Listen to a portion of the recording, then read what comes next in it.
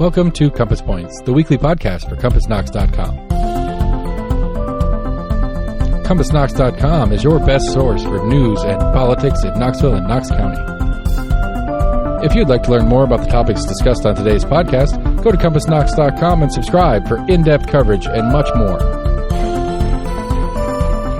Welcome to Compass Points, a podcast about Knoxville and Knox County government, politics, business, education, and whatever else it grabs our attention. I'm Scott Barker, the editor of Compass. We're a subscription-based website and newsletter where we report on all these things and more. And you can find us at CompassKnox.com. We're recording remotely today because of the wintry weather that is coming in. We're doing this on Friday, by the way, so we're have reports from our people in the field that snowflakes have begun falling in Knoxville. I am in Scotland. Because we're reporting remotely, might have a little wonky sound. Hopefully not, because we have our very capable producer, Lord Seth Barber, manning the controls from the opulent studios of Barbarian Productions out in West Knoxville. Thank you. I appreciate it. I love the complimentary adjectives you throw at me every week. I'm excited about what I get next week in the adjectives. And I can report I am out here on the west side of town. We're in the Rocky Hill neighborhood. And Friday morning at 10:45 a.m. or so, there is a steady snowfall occurring on the west side. So I'm going to guess by the end of this recording, you're going to be able to look out your window, Scott, and see what I'm seeing. Well, that is just a thrill. Just want to know, have you stockpiled your bread, your milk, your beer, all that good stuff? Yes and no. No, not at all. We have a pretty good rotating system in the household, although we did just go out to grab a couple things for last night's dinner that we forgot on our standard shopping list this week and had to go through the apocalypse shoppers, although we were not apocalypse shopping. All right. Well, that sounds good. Well, let's get to it. Last week we had quite a bit of news that we reported on. We'll talk about here. These were stories we ran on our website, our longer stories. We'll talk about having a little roundup of art events that are coming up in Knoxville. The school board had a meeting which they talked about vouchers, which have been controversial, as just about everyone listening should know. At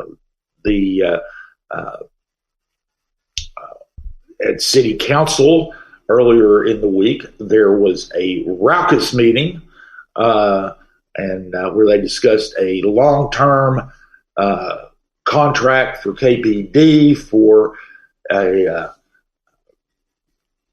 software and hardware for basically their surveillance activities, body cams, dash cams, real-time information center, and then some other stuff as well. But we'll begin by talking about the much discussed over the past couple of years pedestrian bridge that had been proposed for the city of Knoxville. On their third try, the city was awarded a $24.7 million grant from the Department of Transportation. That was the final piece of the funding puzzle for the bridge, and the bridge can now move forward. The grant was kind of interesting. It was fast-tracked by the Biden administration, not for Knoxville, but for the whole program called Rebuilding American Infrastructure with Stability and Equity. It's always a mouthful. It's called a RAISE grant. They kind of fast-tracked applications from last year that didn't get the award through this process, and Knoxville had asked for $25 million. They got $24.7. So while the headline could be they fell $300,000 short, I don't think that's what our friends in the city would want to hear. But anyway, the pedestrian bridge, for those who don't recall, will run from the Scottish Pike area of the South Waterfront across the Tennessee River to the University of Tennessee campus, and it will land between Thompson Bowling Arena and Pratt Pavilion. So that has been in the works for years. In fact, it was part of the South Waterfront vision plan, which was passed way back in 2006 under former Mayor Bill Haslam. The project, they had a press conference to announce this last week. The Knoxville Mayor India Kincannon and University of Tennessee Knoxville Chancellor Donnie Plowman were quite excited about the project moving forward.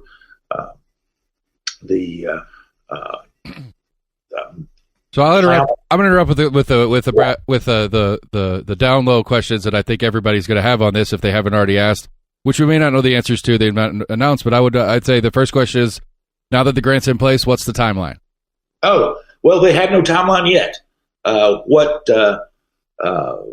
What is going to happen next is that the city will take the design, and it's for the purposes of applying for the grant. They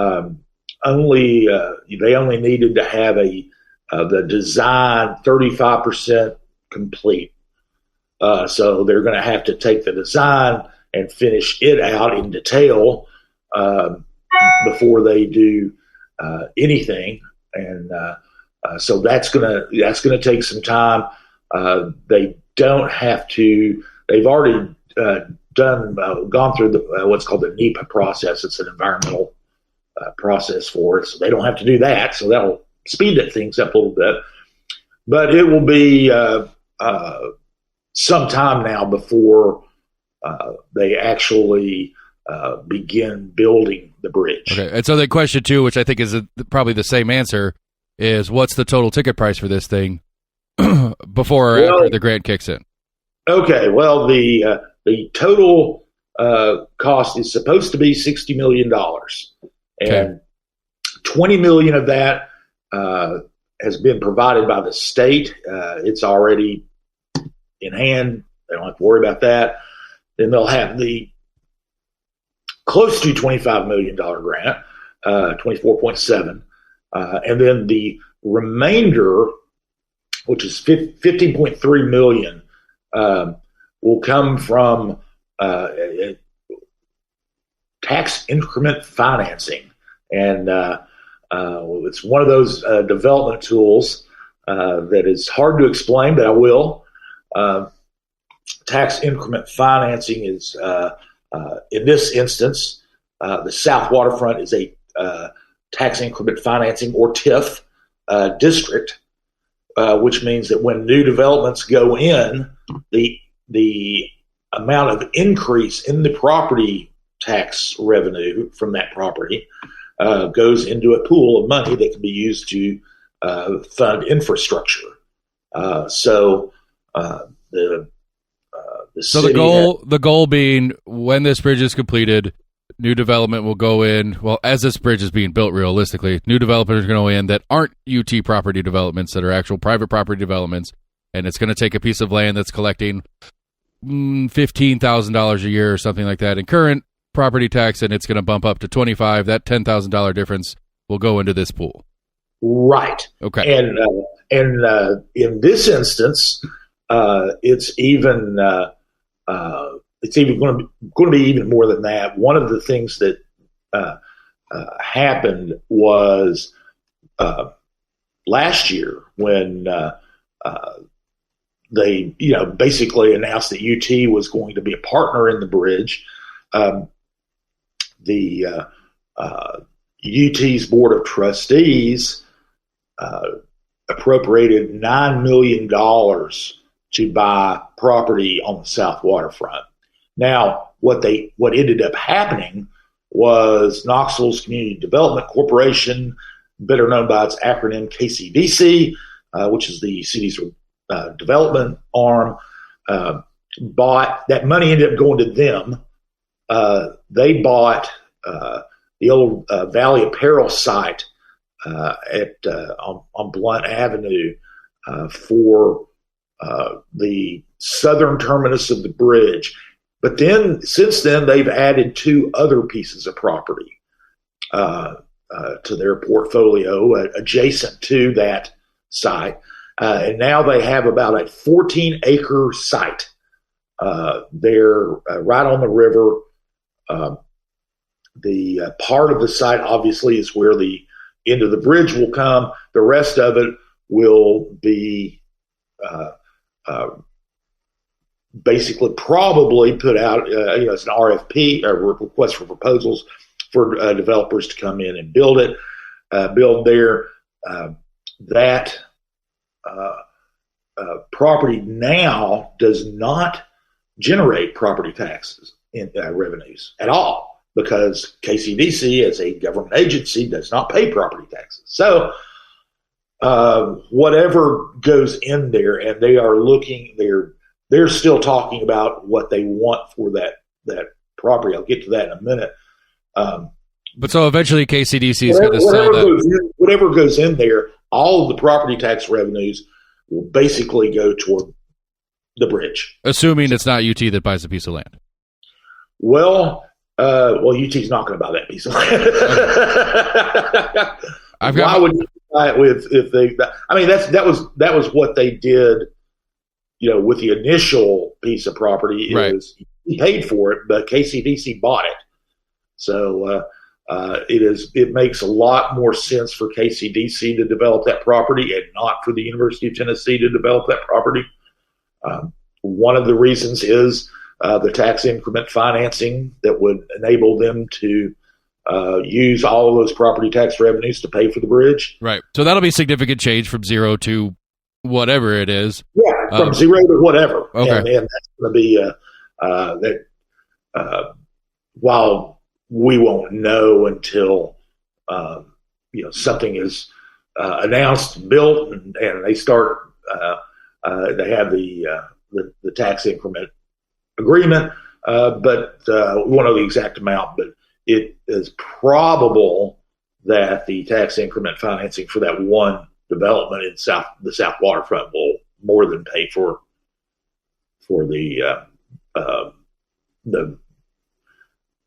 that portion of the bridge financing, and so that means it could go toward other infrastructure. Part of it could go for other infrastructure needs in the South Waterfront. So the city is in discussions with groups in the neighborhood, the Scotch Pike area. They've been very involved in meeting with the city and about what would happen once the bridge was built. They are, but basically they're going to be looking for one of those mixed use developments.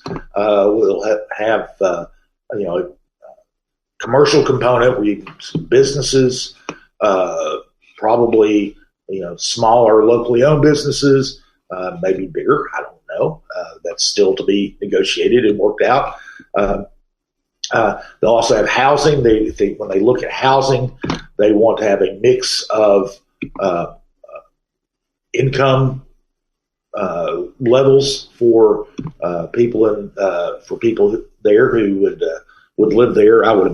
You can easily turn those, build a condo unit there and a condo building there and make a good amount of money right there. It's right on the river, looking straight across to the university campus. So right, and they'll target it at students like they like to do, and mom and dad can pay the rent. Well, they may. I'm sure that some of it, that a lot of it will be targeted for probably well-heeled students, but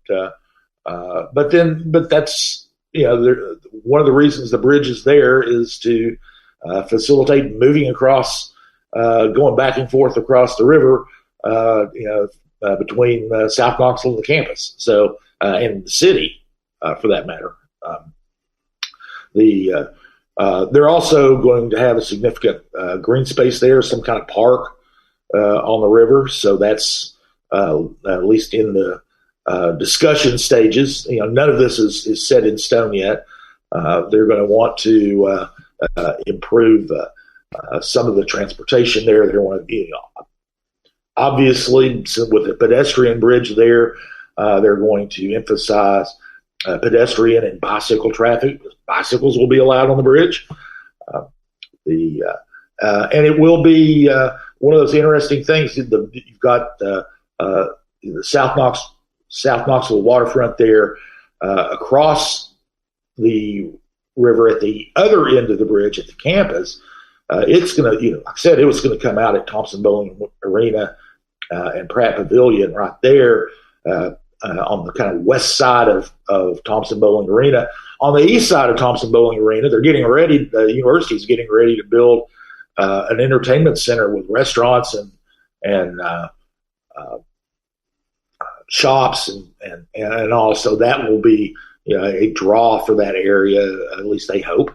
The question I have for you, Scott, is which side of the bridge do you want to build your Alabama fan zone in?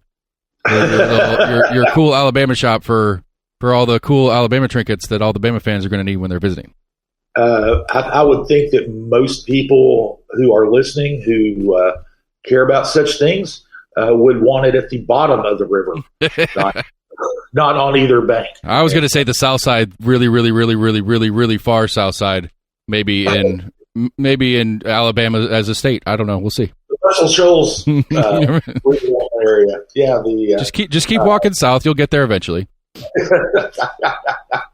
Well,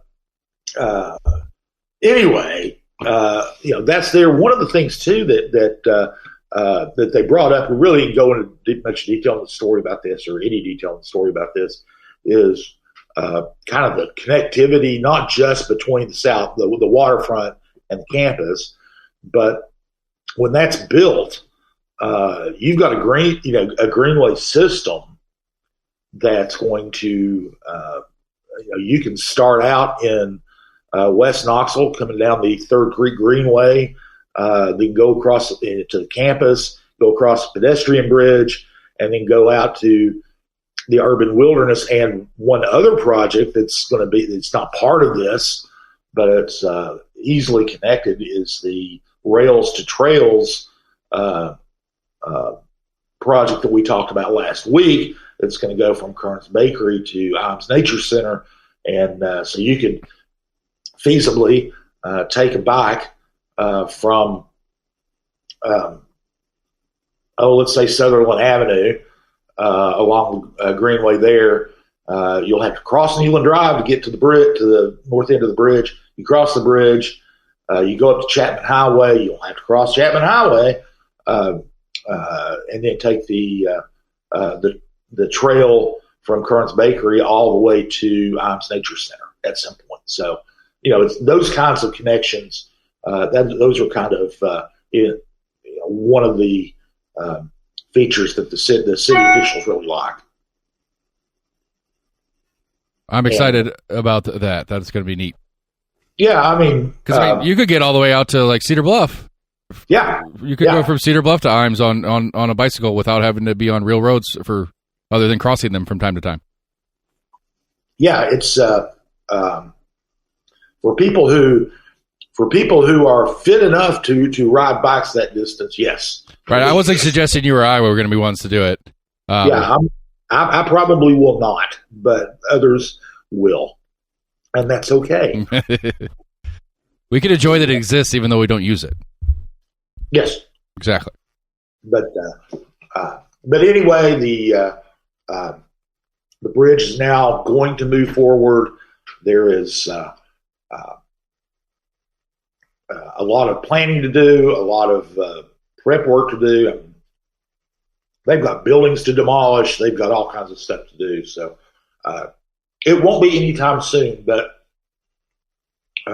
the money is now in hand, and they're going to be moving forward. I would imagine that they would want to get it started sooner rather than later. My guess is that Mayor Concannon would like to see a groundbreaking at least before she leaves office, but we'll see. I don't know if they can make that deadline, but that would be a great photo op to finish her mayoral career, I would think. Yeah, it sure would be. I'm sure that that in the back of their minds, over in the on the 6th floor of the City County building, they have penciled in that as a deadline. So,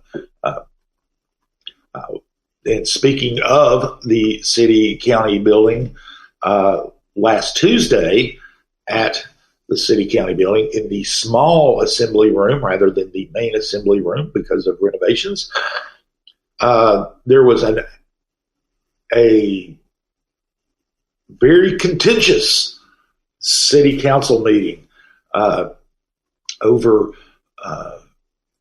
a contract for with a company called Axon Enterprise. It's a $27.6 million contract spread over 11 and a half years, mind you, that will provide the Knoxville Police Department with a comprehensive new records management system, body and car mounted cameras, support software for those cameras, tasers, and software for its new real-time information center, sometimes referred to as a real-time crime center.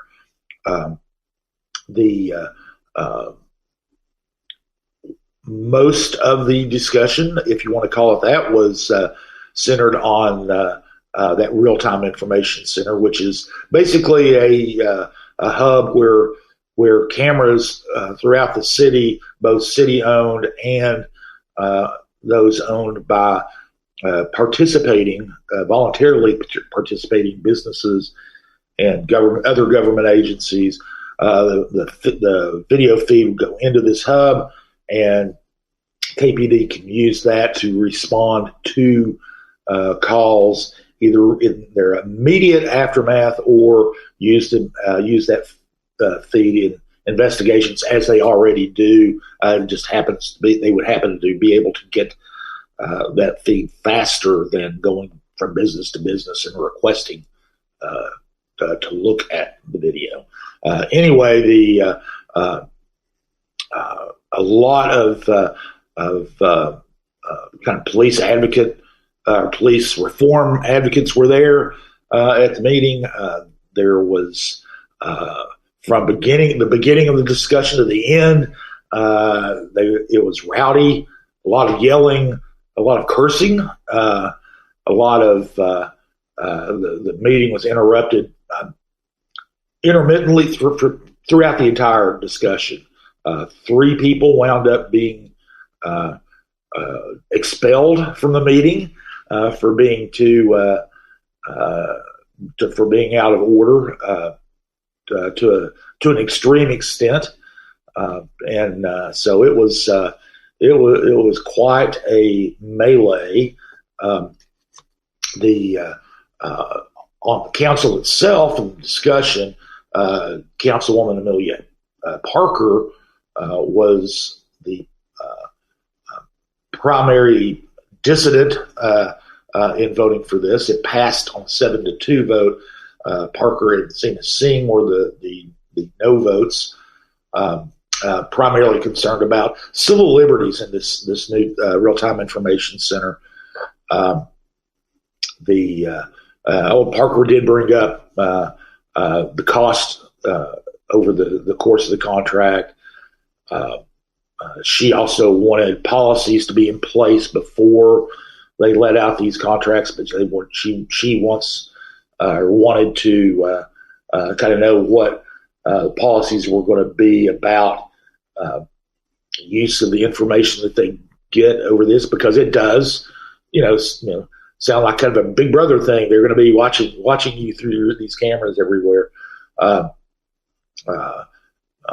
And in particular, she was concerned about the effect on people of color.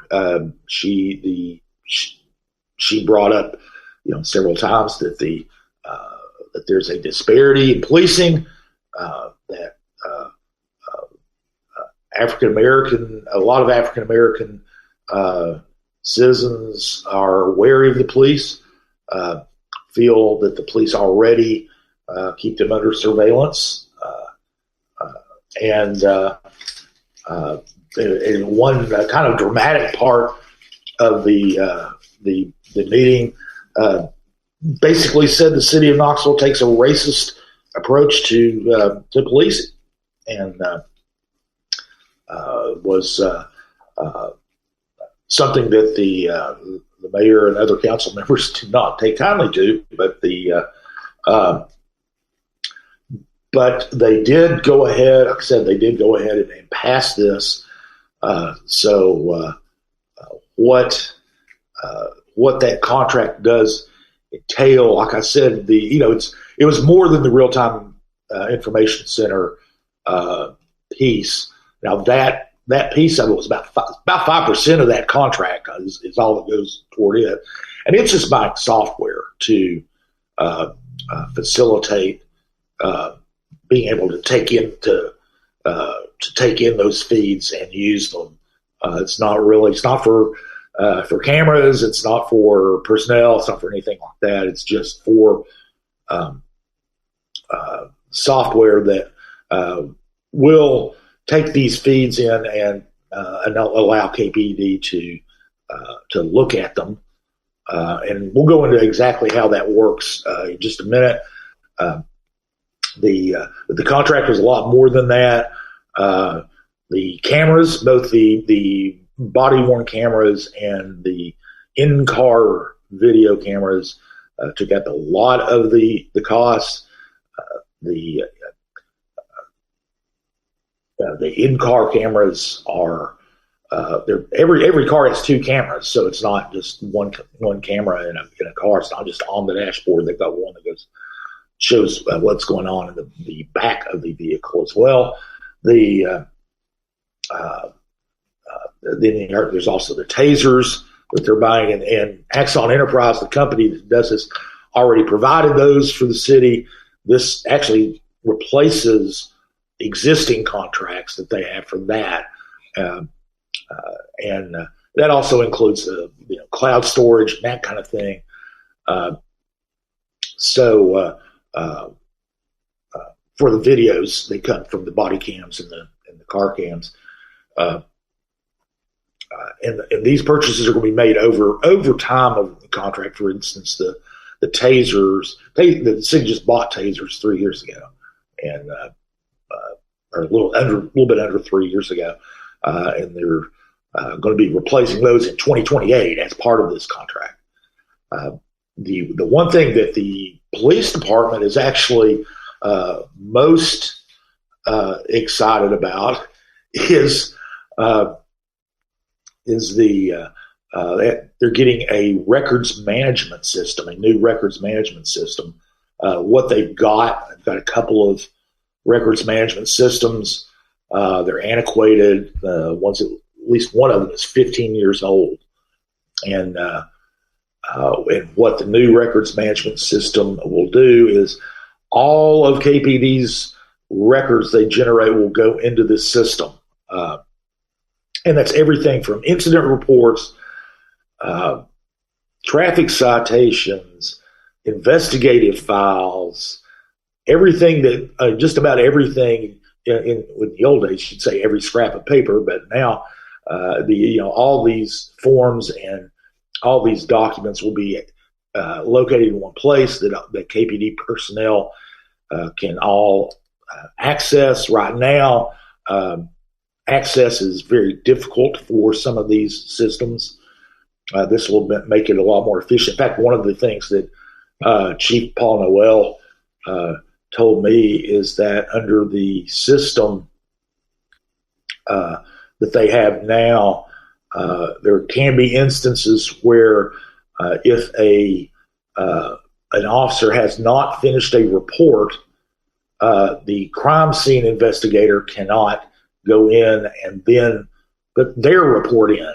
So if there's an officer who responds to a call, starts his report, his last day before his vacation, he doesn't finish the report before he goes on vacation, the crime scene investigator can be done with the work, but they can't make their report until the officer comes back from vacation and finishes up his report. So it's kind of a real clunky system that they have now, and this is designed to make that much more smooth.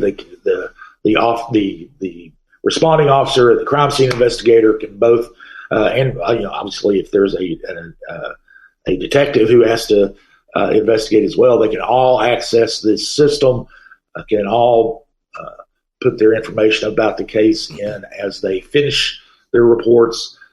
Just will be a lot more efficient for the police department, and that's actually what the KPD seems to be more excited about. But the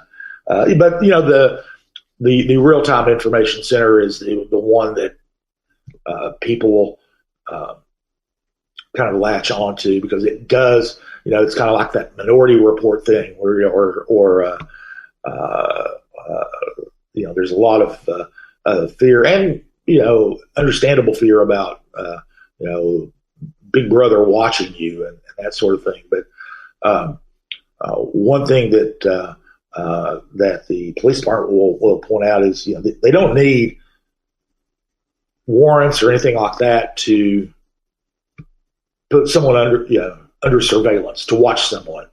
When you're in public, there is absolutely no expectation of privacy. And one of the things that came out in the meeting under questioning from Vice Mayor Tommy Smith was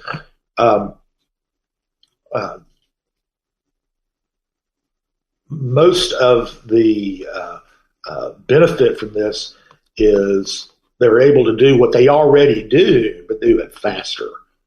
And the example that Noel gave was the recent case where there was a child in a car, and the car disappeared, and there was a lot of concern that someone stole the car and essentially kidnapping the child.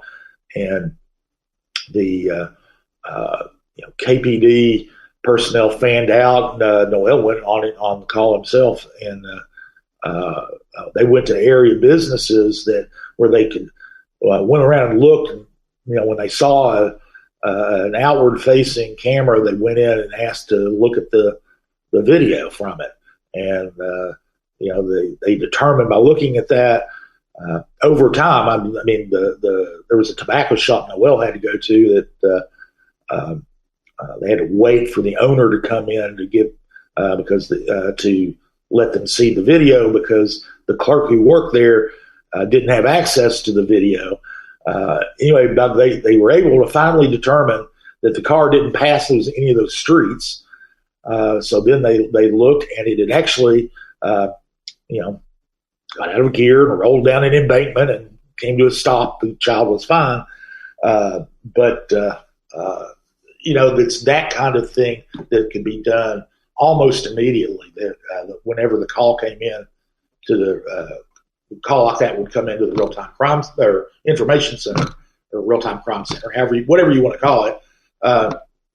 The person on duty in there can automatically start checking cameras in the area of the call and find out within minutes what took KPD hours to do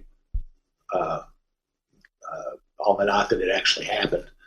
So another thing that people also are worried about, they're going to watch us all the time.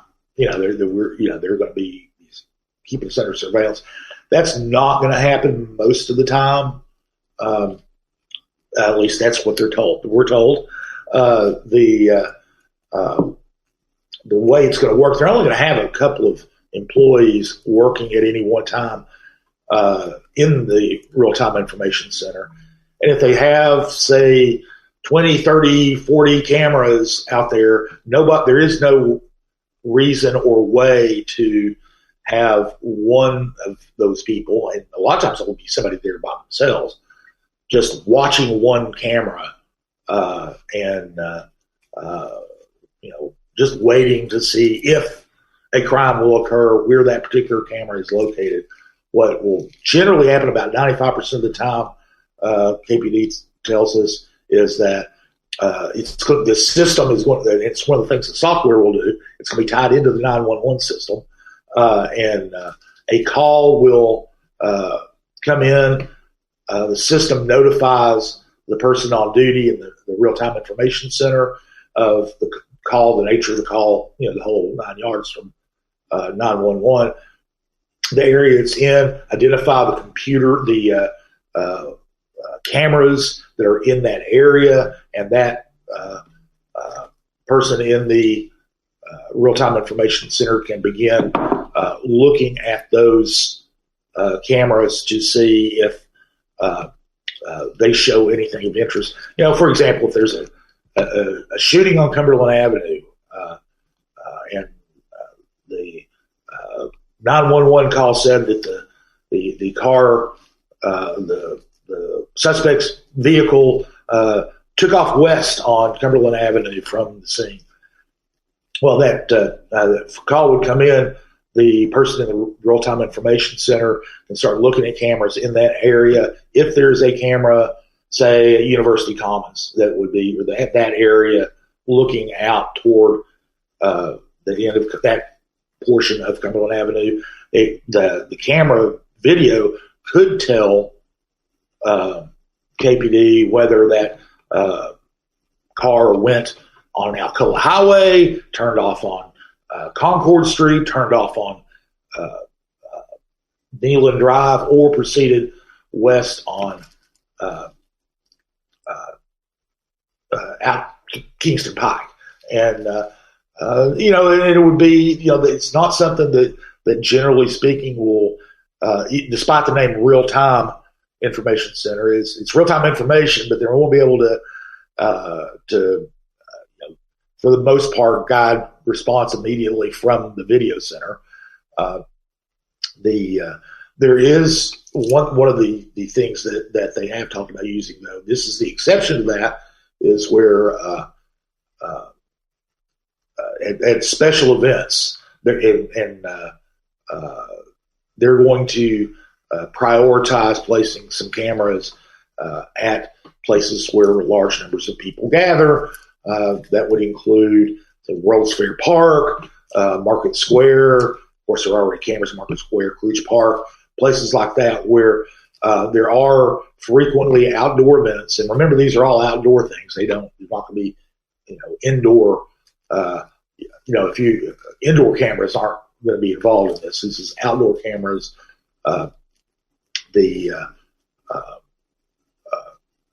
Anyway, these cameras would be in those places. So during a special event, let's say the 4th of July, they might have a person, in fact, probably will have a person monitoring the camera or cameras in and around World's Fair Park throughout that event, and not respond to they'll have another person in there who would respond to other events. So that is definitely something that they will be doing with that. But, as far as sitting and staring at a screen and waiting for a crime to happen, that will not, as a routine day-to-day occurrence throughout the city, that's not what is intended.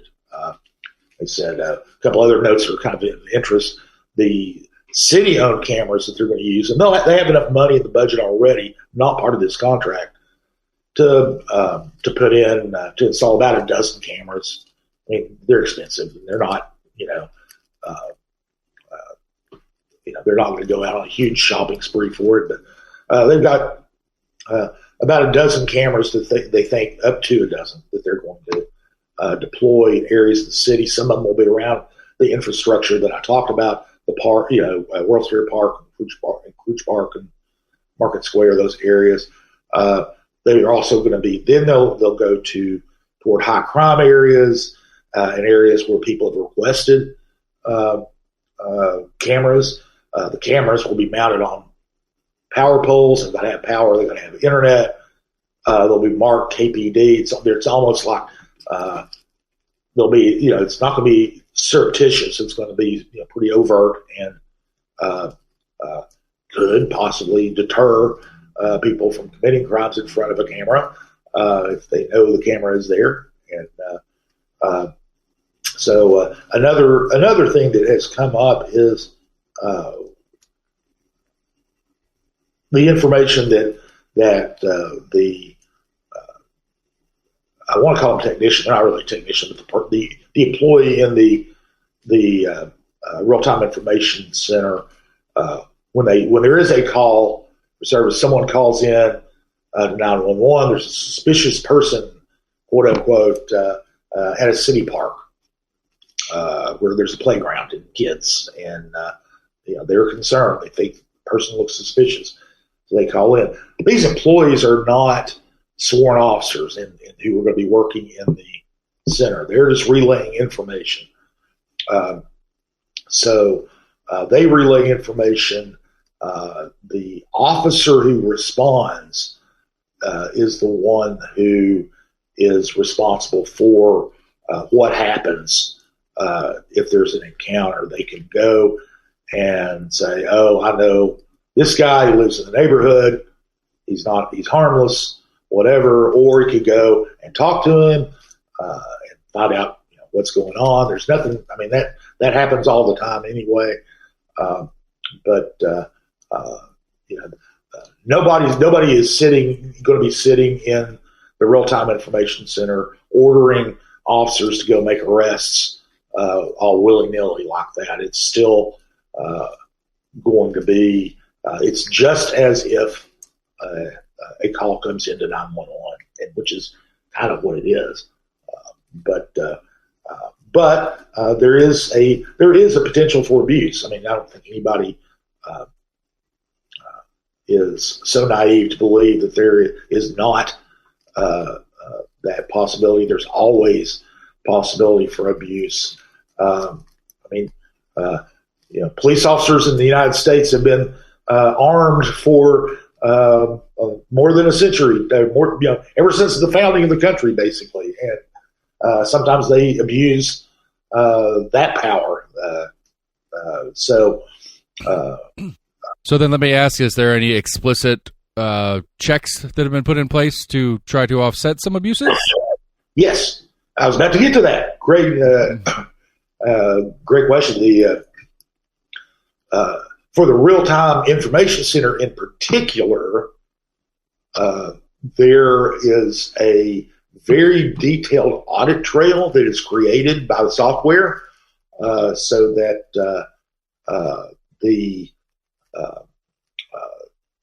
it will record who accesses the system, what times they are accessing the system, which video feed they access, all of those things.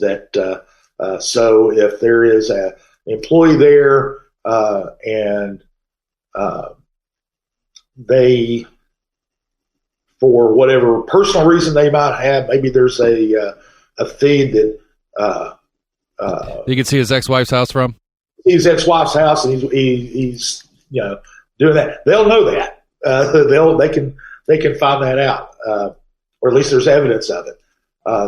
One of the things that Noel brought up is, we already have a lot of guardrails in place. He's always been upfront that officers will make mistakes, officers will make bad decisions, officers will basically abuse their power. They're human beings; they'll do that. Noel has acknowledged that. One of the but that's also why he wanted to establish the Office of Professional Responsibility. in the in the department, which is basically internal affairs plus. It's a lot of it is their dealings with training and ethical policing and that sort of thing. They have they also have hired, and that's being run by former federal judge is the head of that office, Bruce Guyton. And so it's a pretty that's a pretty good guardrail there, generally speaking.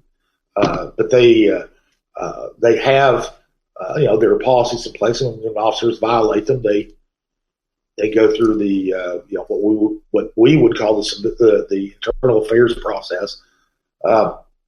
They also have hired a civilian auditor who goes through incident reports, things like that, looking for patterns of bias, which they do have an anti-bias policy on policing, but this person is supposed to look at incidents of alleged bias, of excessive use of force, those types of things, and not only at that incident, but they also look for patterns of behavior, whether it's within a pattern exhibited by the officer or by that officer's unit or the department as a whole. So they point to those guardrails as being important and effective at reducing the likelihood of an abuse of power. So I have one last question on this the oversight part of this. Is any and all of this going to be public record that you and I as journalists and or civilians can access at will? Yes, one of the things that they're going to do is they're going to they're still working out the details of how exactly they're going to do it. They're going to be posting the locations of all the cameras online, so that you'll know where they are. They will be, I'm sure there will be reports that are generated that are public record. There are going to be, you can always request copies of the video. Obviously, if it's part of an ongoing investigation, they won't release it for the most part. But it is a public record. The record is owned by KPD, while you've got this software company that provides the software for the storage, the cloud storage. But they don't. It's not. They can't do anything with the data or the evidence data. Only KPD can access that and handle that. Only officers and personnel at KPD who are authorized for access can access this information too. So I don't. This isn't this is not groundbreaking stuff. There have been these information centers in other cities for years and years and years. New York City's had one forever, and they're going. They have pledged to be as transparent as they could possibly be on things like that. Of course, it remains to be seen whether they will be, but you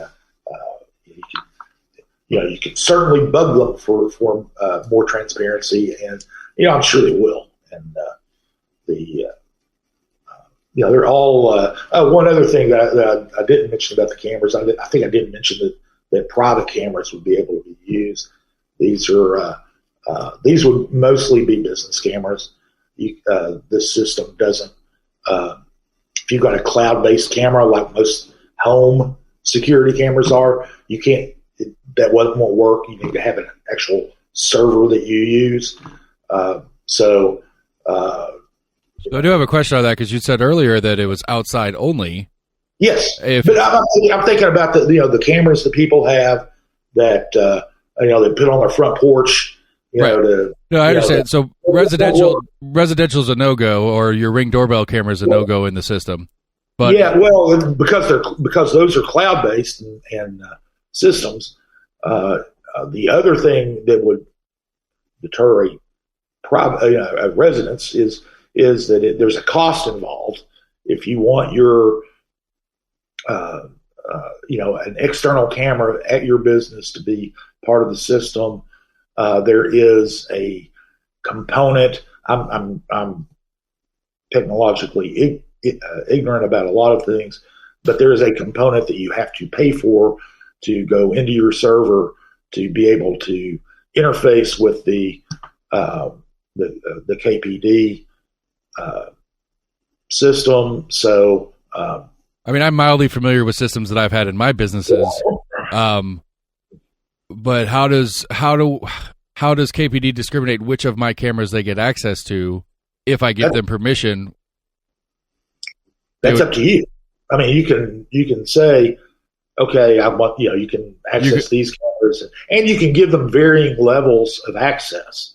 And so, but all right, okay, I'm confused a little bit, because most of my cameras are inside, because it's mostly watching my patrons and or my employees when I'm not there or whatever, or in the incident I can go back and look at footage.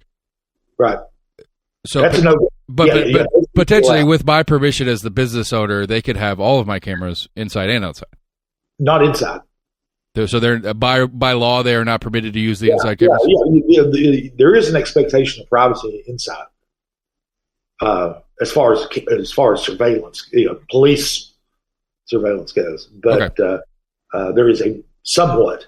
But these are going to be the external cameras. For example, and I'll give you an example that is plausible. I don't know that they're doing it, but it's Westtown Mall. Westtown Mall has a reputation of being a hotbed for car break-ins and thefts. And what they can do is, if Westtown Mall wants to be part of this, they would give KPD access to the feeds from their outside cameras, the ones that look at the parking lot or the entranceway. They would not have access to the cameras that are inside, either in the stores or in the common areas between the stores. They would not have access to that, because Westtown Mall is a private business. So, if that makes sense. No, it does. Okay. I've got some other questions, but we won't bother the listeners with my. Well, I got to run and get my tinfoil hat and put it on, and we can go crazy on it. But compass readers don't want to hear my crazy. It's a fascinating topic, and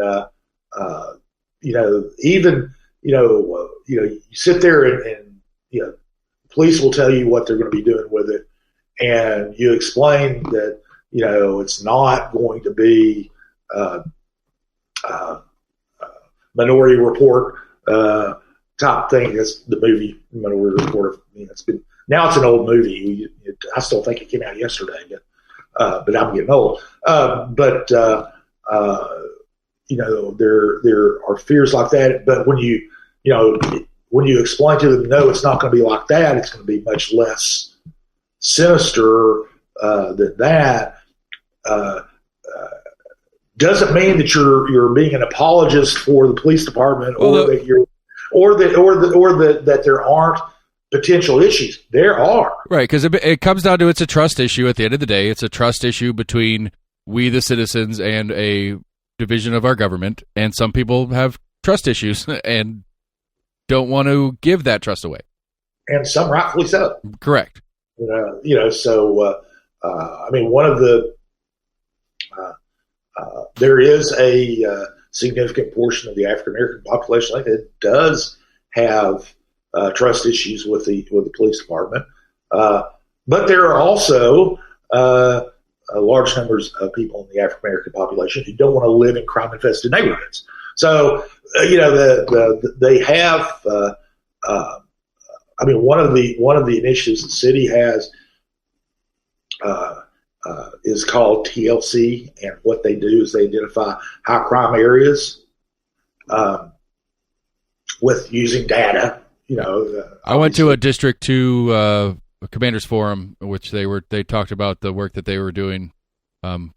Because one of my businesses is in District 2, and it's the weird spot of District 2 that's actually west of the Central District and whatever, but the Eastern District, rather. I'm sorry, I don't know where District 2 came from. And yes, they spoke highly of it, and we saw that this week or last week in some of the crime numbers from last year, as far as the gun-related homicides, gun-related crime in general. Some of the more aggravated assaults have gone down, especially in different parts of District 2, because KPD used that data to go to and spend more time and energy in that in those areas that were shown.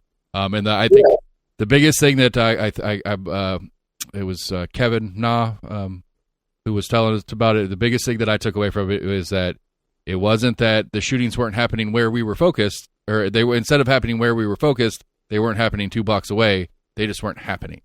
And so that's a win for that data-based policing that they were talking about. Right, and one of the things about that TLC initiative is that they had there was an area of East Knoxville that was their first TLC area, and it's not just policing. They also bring in the violence prevention arm of the city to go in and do that. They increase foot patrols, increase outreach and engagement with the community.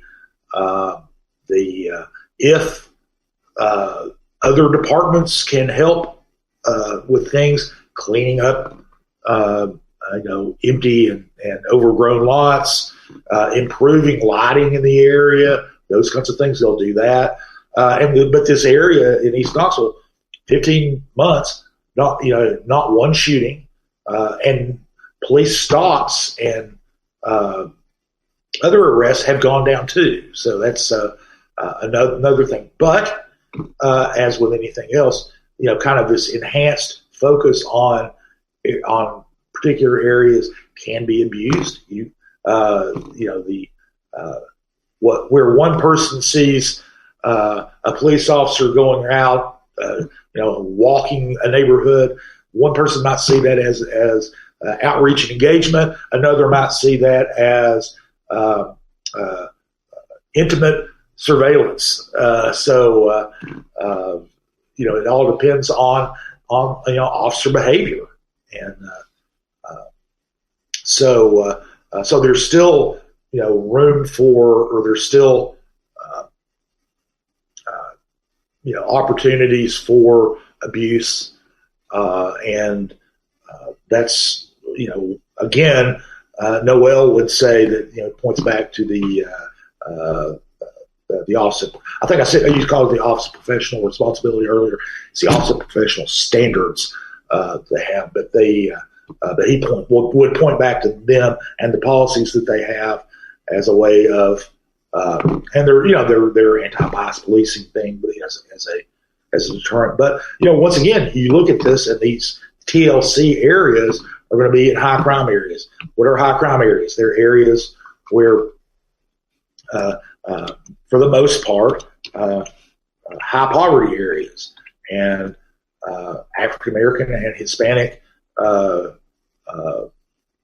citizens make up a disproportionate number of people who live in high poverty and high crime areas inside the city limits. So there's a real fine line you've got to walk between. We want to use data and to go to high crime areas when those high crime areas are also high minority population areas. So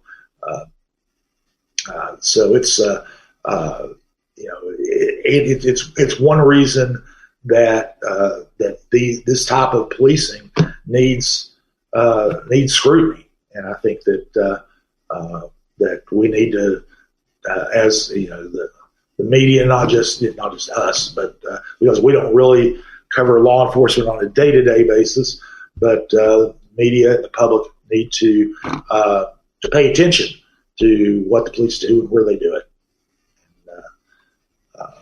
So we'll have. So we'll talk a little bit more, a little bit later about the police crime stats that we talked about, because that was something that is in our newsletter that goes out. Basically, murders are way down.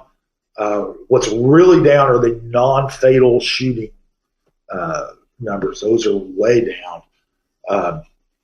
So there's been a huge drop in crime, in homicides in the East District. What you were talking about, the East District, which is is primarily East Knoxville, but does bleed over to other areas.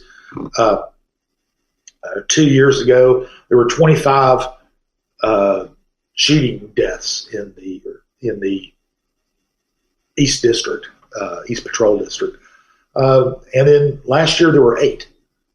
That's a 2/3 drop in the number of murders. So the crime stats are looking good for the city. Obviously, one murder is one murder too many in a civilized society, but 8 is a whole bunch less than 20 something. Yes. 8 is a lot fewer than 24, right? And murders have we went through a couple of years there where had more than 30 murders a year. We were, I remember one year at the very beginning of the year, I believe, I can't even remember what year it was. It was the year that we had a lot of might have been 2022, because we had a lot of school shootings or shootings involving teenagers, high school students as victims for the most part.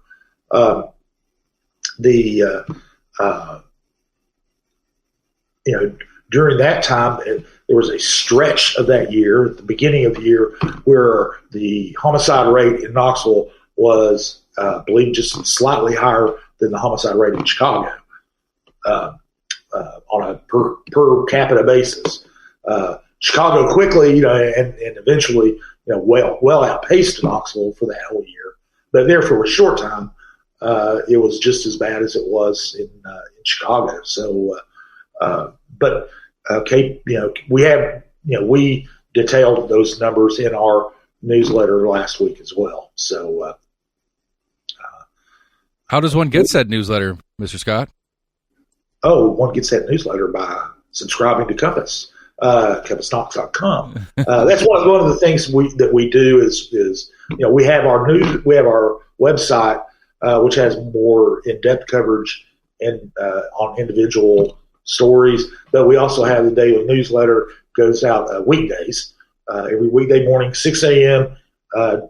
Shows up in your inbox, and it's not just a link to other things. It's, although we do some of that, it is mostly shorter news items on the variety of topics that we cover, so that you can get that 5-minute read and have a decent grasp of what's going on in Knoxville, Knox County, at least when it comes to government, politics, and education, so and business to a certain extent. So that's how you do that. And speaking of education, we're going to need to flip over to that because there was an interesting had an interesting week with the Knox County Board of Education. One of the annual rituals of the Board of Education is to present the legislature, particularly the Knox County delegation, with a list of legislative priorities, things they want the legislators to focus on some things they want to pass. It's kind of a, obviously, non-binding. It's just, here's our wish list. Here's what we would like to see from you. And this year, in past years, vouchers have come up. The idea of, paying, what proponents would call scholarships for families to use to send their children to private schools. So this would be public money that goes toward sending kids to private schools. In the past, the school board had been against that, and but traditionally it's been like actively on their wish list. Do not do that. Yes. And then we had a couple years ago where it just came off the list. It wasn't a yay or nay. And this week, it was proposed to be on a please do pass it from our objective from the school board's authority. And that was what the major discussion this week in school board was, whether or not they would have it a please give us the vouchers. Knox County School Board wants vouchers. Becky Massey and you guys, please go get something passed along those lines. And major discussion incurred. It did. What one of the things is the this year. Last year we had Governor Bill Lee had a voucher proposal. Then the Republican supermajority in the House, the Republican supermajority in the Senate, each of them took vouchers and came up with their own plans. And there were conflicts, there were differences, and nothing ended up passing. So what the Lee is coming back this year with a voucher proposal. It's very similar to last year. It'll be 20,000 scholarships that would be available to families to send their children to private schools. They tried to. One of the things is they try to add a little bit of accountability by requiring these particular students to be tested. Not all private school students, just these, to be tested. And then and also to sweeten the pot, try to get teachers on board, give them a $2,000 a year bonus.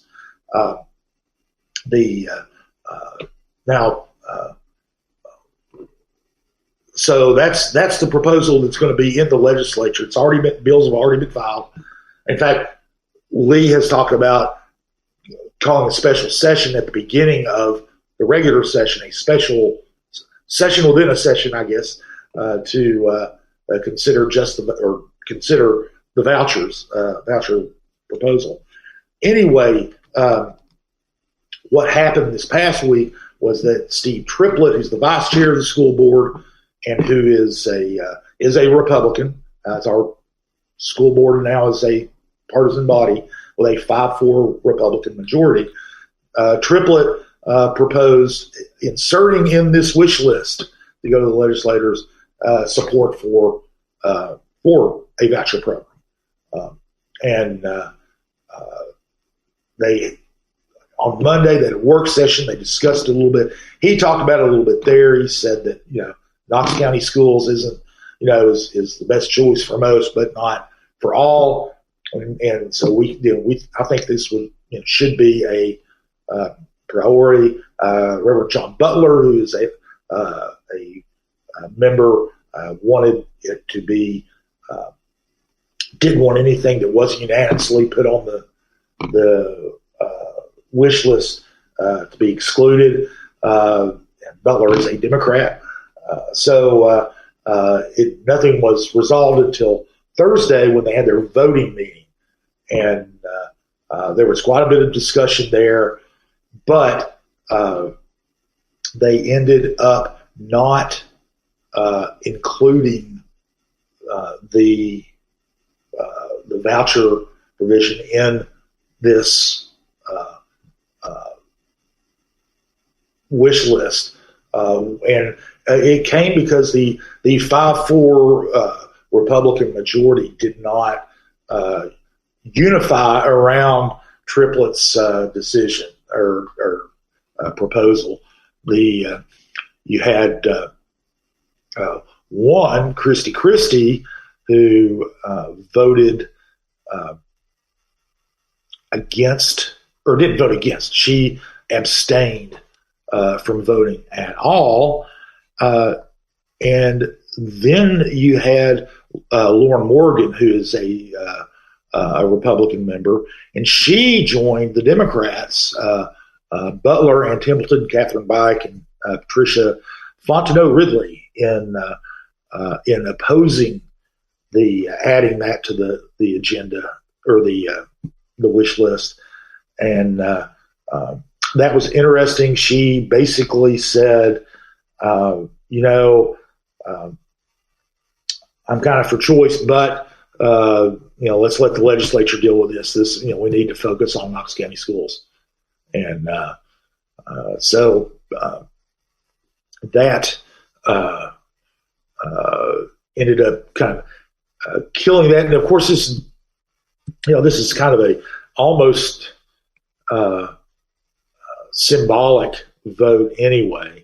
But it's interesting because no other school system in Tennessee that we're aware of has come out in support of vouchers. There are 147 school districts in the state of Tennessee.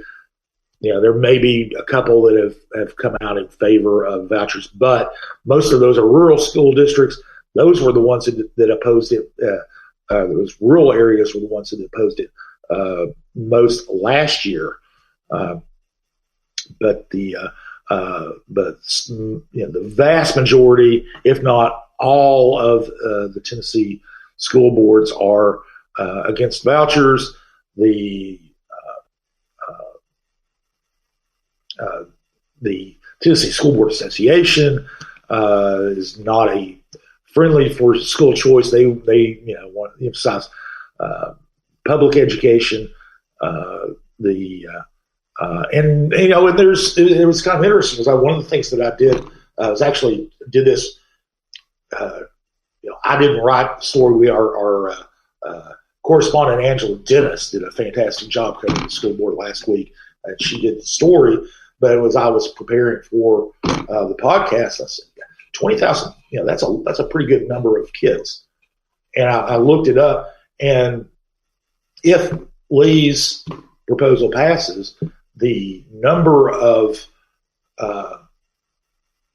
scholarship recipients, if you put them all together in one quote unquote district, it would be the 10th largest school district of the state out of 140. That would be 148, I guess, if you add it. But it's the equivalent of a good sized school system, like bigger than the Sevier County school system. Right. And, I believe it's Sevier County, around that same size as Sevier County. And so it's not an insignificant number of kids that the scholarships would go toward. And also one of the points that opponents of vouchers will make is much higher than the $7,000 or so that the scholarship would provide. So it would not enable people who were in poverty or don't have a lot of money to use. It wouldn't help them. It would only help people who can supplement that, with their own money to make up the difference between the scholarship size and the tuition. In fact, let's say if you said a low private school tuition would be $10,000 a year. That's low. So if you have two kids and you want to send them and use these scholarships, $7,000 each toward a $20,000 bill, that's $6,000 you've got to have lying around to be able to pay every year to help to send your kids to that school. So it's opponents say that it just enables people to who can already or can at least come close if they cannot, or if they don't already aren't already able to afford private school, to go to private school. And course, the proponents of the voucher program say, hey, he gets more choice. Students can go, at the place where they are most comfortable. That's one of the things that was said in the school board meeting by proponents like Betsy Henderson, and it's kind of like, well, it gives families a choice about where to send their kids to school. So that is a battle this was almost like a sitting around talking about a football game as fans. You can, or maybe calling into a sports radio show or something like that. This is what we want. We want you to win. We want you to throw the ball more or whatever. But it's actually the coaches, and the players on the field, in other words, the General Assembly, they're the ones who actually are going to be making those decisions, and they will be starting to make those decisions later this month when the legislature goes into session. So, and that is something that everyone who is interested in public education is going to be following those developments all through the spring. It will be likely a contentious fight, but this year, unlike last year, the Republicans in the House and Senate seem to be united. There's a supermajority GOP there, so if they stay united, then almost certainly this proposal will pass. But that was a lot of people thought it would pass last year, so we'll keep an eye on that. Moving on a little bit, we spoke earlier about the newsletter. A couple other things briefly that were in the newsletter. We had another announcement about a city council candidate, Frank Ramey, who's a real estate investor and a business owner, is running for the 3rd district seat. He named a treasurer himself in this case, but he's joining in the race in the 3rd district. Jody Mullins, who ran a few years ago, that seat is running as well. The 3rd district is represented by Seema Singh. Currently, she can't run for re-election because of term limits. None of the district representatives can run for re-election because of term limits. A couple of other candidates who have already also named treasurers. Matthew DeBartoleben, who and I pray that I pronounced that correctly. I'm sure he will correct me if I did not. He's running in the 4th district, which is North Knoxville, over to Holston Hills. And then Karen Adams in the 1st district, which is primarily South Knoxville, the UT area. They're already running. Lots of time for candidates to join in the races. There are 5 races on the ballot. We're going to be covering the election all throughout the year. We had another little interesting item in the newsletter last week about opioid settlement money, and Knoxville, Knox County have received about $7.4 million so far from that, and that number will grow. There's there's still several pending settlements out there. We also spoke earlier about the KPD numbers in other law enforcement news. This happened over the weekend, last weekend, not this weekend, but last weekend, where Knox County deputies who were apparently executing a search warrant went into a home in South Knox County and shot and had a confrontation, shot and killed an 18-year-old black man. He was actually, I believe, is still a student at South Doyle Elementary School. David Montez St. Germain. A lot of that has provoked an outcry from police reform advocates, the city council movement, which is the progressive political organization. Inside, they typically focus on city issues, but they're residents of the county too. So they denounced the shooting, and so right now, as in all police involved shootings, the Tennessee Bureau of Investigation is heading up the investigation into that. They'll be looking at that. They will turn the investigation results over to District Attorney General Sharm Allen, who will be the person to make the decision about what, if anything, might be done legally. Typically, and this is standard. It's not anything.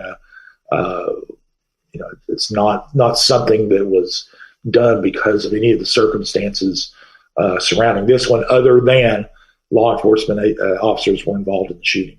So those investigations tend to take a little bit of time. We won't be able to get body camera footage or anything else out of that. TBI is very tight-lipped when an investigation is going on, so we'll have to wait till Allen makes her decision about what to do.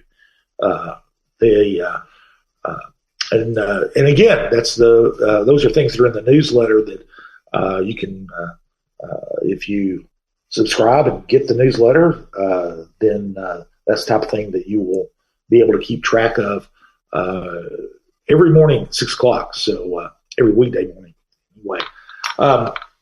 That's about it for the things we covered last week. Next week, a lot of our coverage is of government meetings and things that are going on, decisions that are made in the governmental level. Next week, civic calendar is really light. It's kind of like they went back to work for a week after the holidays and decided that was it. They were going to take another holiday, but not just kidding. There aren't any public meetings. There's plenty of public work to be done. But there will be news for us to write about. I'm sure that by then, as I said at the outset, we are recording this on Friday. We mentioned at the very beginning of the broadcast or of the taping that it was snowing in West Knoxville, but it hadn't started here in North Knoxville at World Headquarters for Compass. It has. We've got a little dusting of snow out there now, and so there might be some developments from that. There will be other news. There's always news, and you can read all about what's going on in Knoxville and Knox County by subscribing. Once again, you can go there to CompassKnox.com. We have some of our content is free. You can take a look at it, see what kind of work we do, and then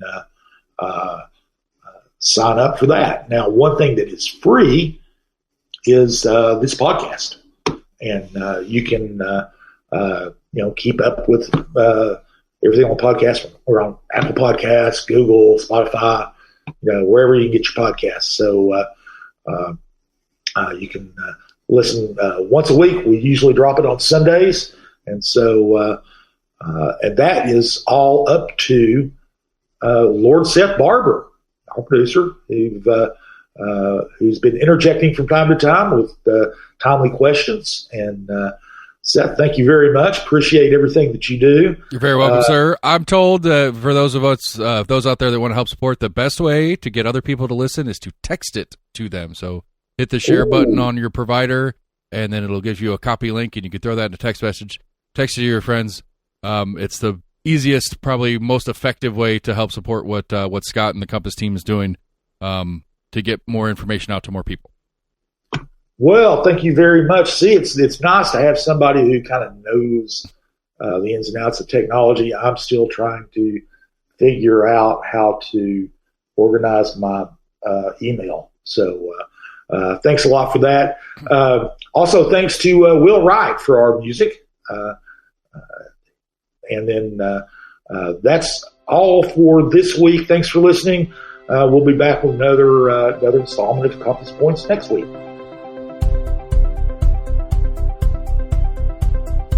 CompassKnox.com is your best source for news and politics in Knoxville and Knox County. If you'd like to learn more about the topics discussed on today's podcast, go to CompassKnox.com and subscribe for in-depth coverage and much more.